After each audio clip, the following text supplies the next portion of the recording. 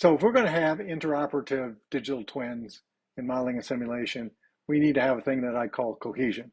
And cohesion takes two forms depending on whether we're looking internally or externally. Interoperability requires cohesion for these two things. Internally, for individual digital twins. So what this means is that if we extend the length of an I-beam, the weight of that I-beam has to increase. In the physical world, this happens automatically with cohesion that's enforced by atoms. When we're in the virtual world, we have to worry about all this programmatically.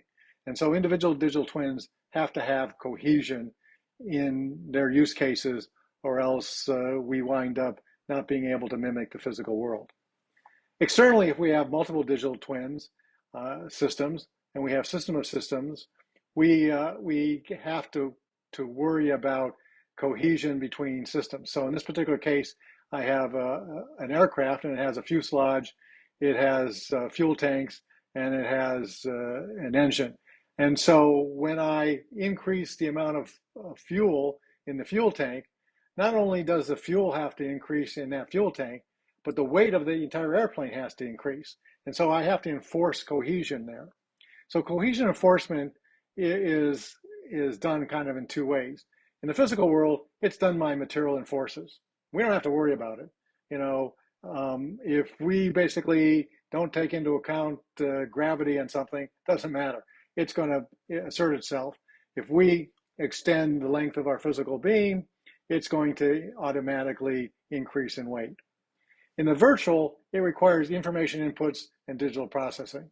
So we have to worry about all these cohesion aspects that we get as a byproduct of the physical world in the virtual world. So we have potential for digital twin cohesion solutions. And in sort of an order of how we have to do them and their cost, it goes like this. We can enforce them with ad hoc custom software. And in point of fact, I've seen some really interesting applications in the oil fields of the Mideast, where they basically have digital twins of their entire oil field, from the wells to the pipes to the refineries, and they have taken all the different digital twins and have programmed them. Very expensive, but they've gotten pretty amazing returns on their investment by doing this ad hoc custom software. We can go to standards, ontologies, attributes, method call semantics, okay? The problem with standards is they take a long time, and a lot of times they're rife with political issues.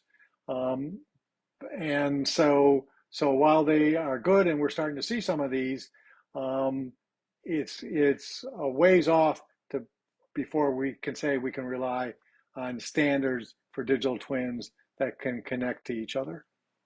Harmonization. If we get different organizations who are developing these things to be able to agree on that, between those organizations, we can have integrated digital twins. But it's going to require people working together nicely in the same sandbox in order to be able to do that. Middleware. So middleware is sort of like ad hoc custom software, but it's somebody who's going to do a bunch of these things in order to be able to provide us with that capability. It's happened over in ERP. I expect to see it happen in digital twins. And platforms are where I see us going. So platforms, metaverses, whatever you want to call it. Concerns me when people who are developing metaverse, who I will not name, that says, yeah, you really don't have to worry about all the modeling of physical attributes, and we don't have to have great fidelity with the physical world.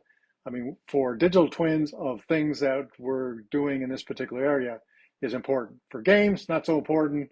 For digital twins of airplanes, rocket ships, health products, it's going to have to, the platform is going to have all the aspects that we're going to need of the physical world.